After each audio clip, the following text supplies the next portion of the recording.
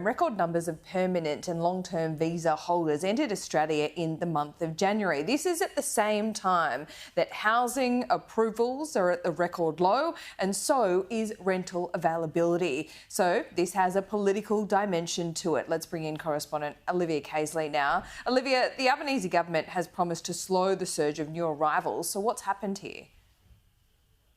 Well, today we've seen Australian businessman Dick Smith basically calling for a population plan to limit growth. He's really slammed the latest figures from the Australian Bureau of Statistics, which I'll take you to now, and it does show a huge uptick in migration figures. So to a record 125,410 permanent and long-term arrivals in January.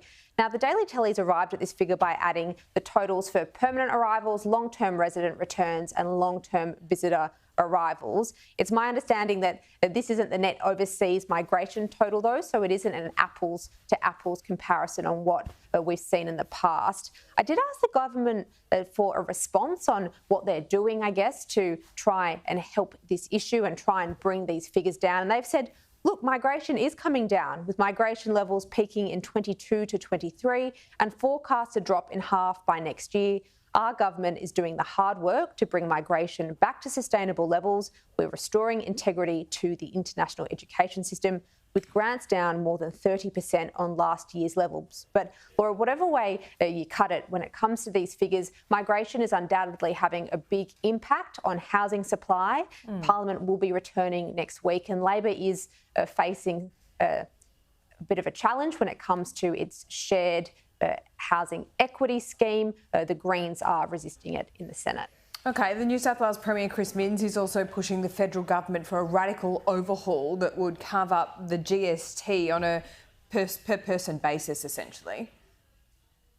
That's right. So he wants it shifted over from a needs-based distribution of the GST to be replaced with a system where they feel that funds are allocated based on a state's population. They feel that their state is being kind of unfairly punished when it was revealed that they would be losing about $10 billion over the next 4 years.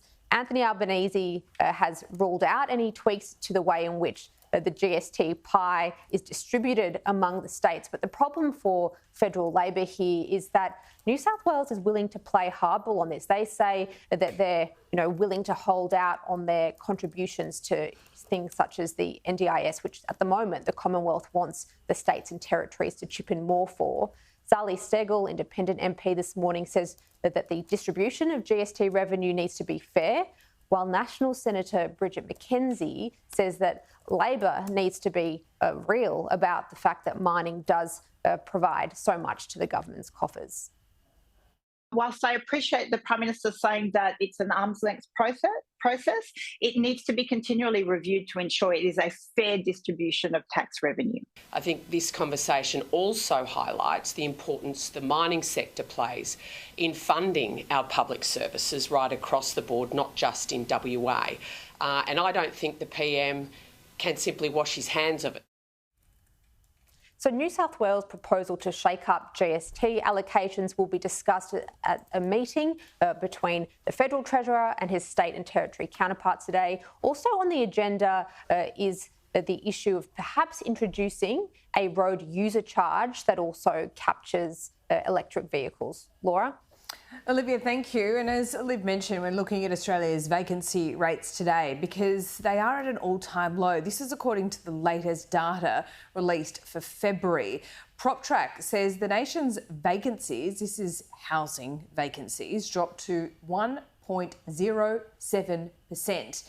That's down 0.12% from the previous month. 3 of Australia's capital cities have a vacancy rate below 1% now. There you can see on your screen. Experts say the data is bleak news for renters who can further expect rent increases and heighten competition for housing. The share of rental properties available is 57% lower than before the start of the pandemic.